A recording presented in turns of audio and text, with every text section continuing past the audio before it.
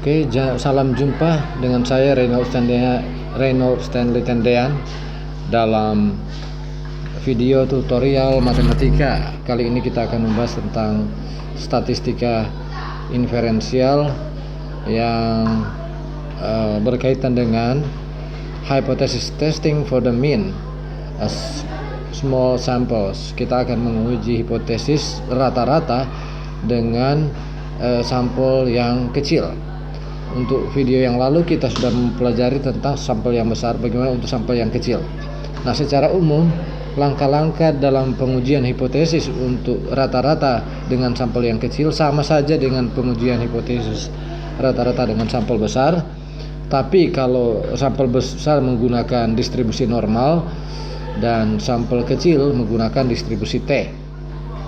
Dan kalau pada sampel besar itu tidak menggunakan derajat kebebasan, dan untuk sampel kecil menggunakan derajat kebebasan. Oke, mari kita mulai. Untuk ini soalnya seperti ini. A used car dealer says that the mean price of 2008 Honda CR-V is at least $20,500. You suspect this claim is incorrect and find that a random sample of 14 similar vehicles has a mean price of $19,850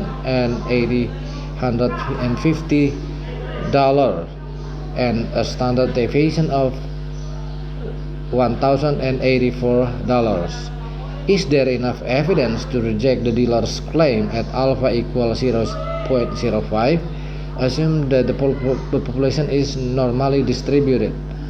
Jadi ini soalnya berbunyi seperti ini. Artinya seperti ini. Sebuah mobil bekas,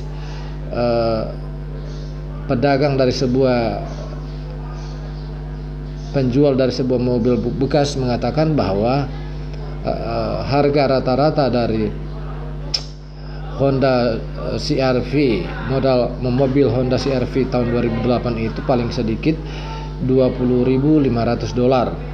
Anda menduga bahwa ini adalah tidak benar, klaim ini tidak benar, dan menemukan dalam sampel acak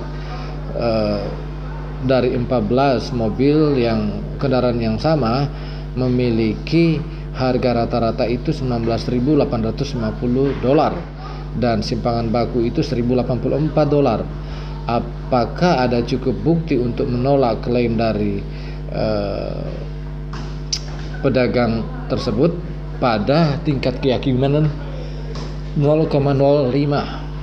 Oke, mari kita mulai. Yang pertama yang kita harus langkah pertama adalah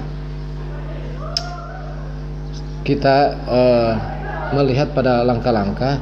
Langkah pertama sesuai dengan yang di sini adalah, kita lihat di sini langkah pertama ini. Langkah pertamanya adalah yang ini, nyatakan hipotesis ini secara matematik dan dalam kalimat, dan identifikasi mana yang hipotesis nol dan hipotesis alternatif. Berarti kita mulai dari sini, hipotesis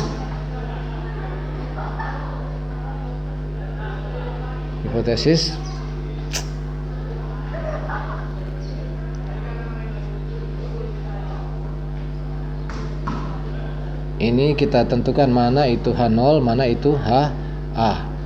Karena yang kita uji adalah rata-rata, berarti pakai mu. Nah, sekarang mari kita lihat di soal. Di sini mean, kita pakai warna merah saja. Dia punya mean, mu itu is at least. Paling sedikit adalah paling sedikit 20.500. Berarti 20.500 ke atas. Berarti lebih besar, kita pakai warna hitam saja. Lebih besar sama dengan $20.500. Oke.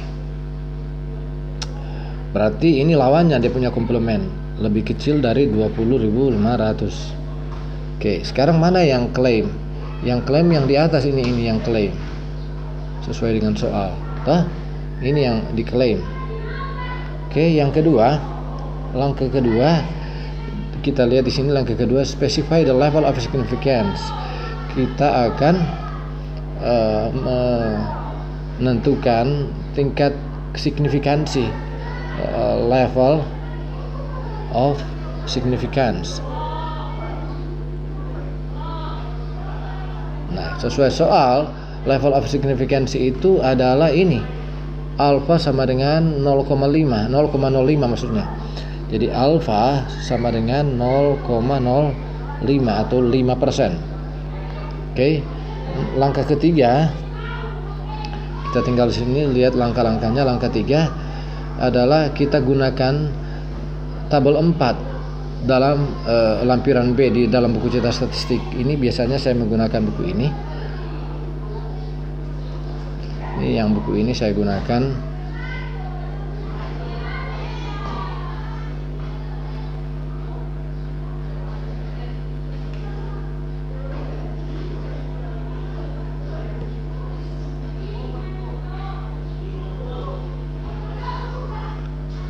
Buku ini, Elementary Statistics Picturing the World, tulisan Ron Larson dan Betsy Farber. Itu di lampiran, sebenarnya lampirannya lampiran 5 bukan lampiran 4. Di sini petunjuknya lampiran 4. Table 4, tabel 4. Seharusnya tabel 5. Kita lihat tabel 5. Untuk derajat kebebasannya di soal, derajat kebebasannya berapa? Derajat kebebasannya di soal, derajat kebebasan di soal itu ini, derajat kebebasan, coba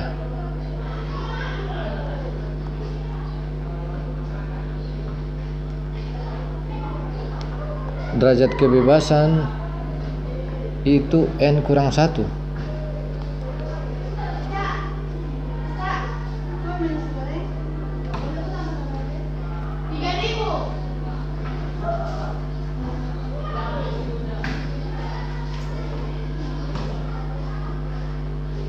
Nih,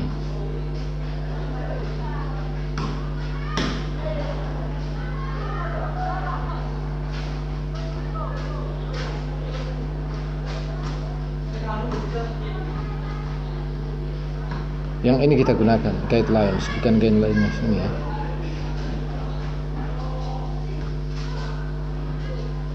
N kurang, langkah kedua tolong cari DF N kurang 1. Langkah kedua, maaf, langkah kedua itu adalah DF. Jadi degree